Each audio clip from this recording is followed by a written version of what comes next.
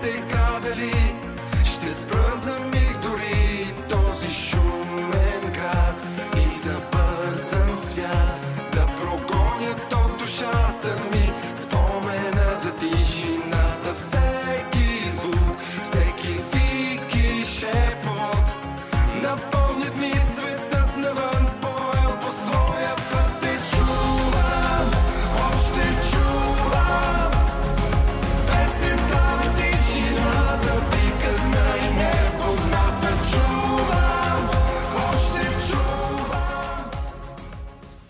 Но все пак какво има там? Четеш ли поезия? Рядко. А това харесва ли ти? Ще отвърне: не знам. Правим си, че не чуваме, обаче косъмчето зло, майка му стара. Как така не знаеш? Трябва да знаеш. Като джаза.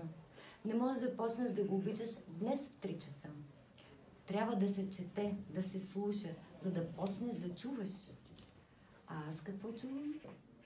Чувам ли словото, което събужда, назовава, изхвърля от този балкон, което подостря късата ми пола и сагата в гръбнака?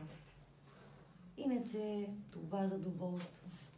Колко било просто да спра и да се разлагам, да подпирам виенските мебели със своите апетити, да дебна, да чакам моето време, когато настане. Толкова вече ненужно да чак ще ме е яд да живея. Да, сега искам този език, който провижда жената и казва: човеко, върви. Виргиния Захариева, Кадрил, късно след обед.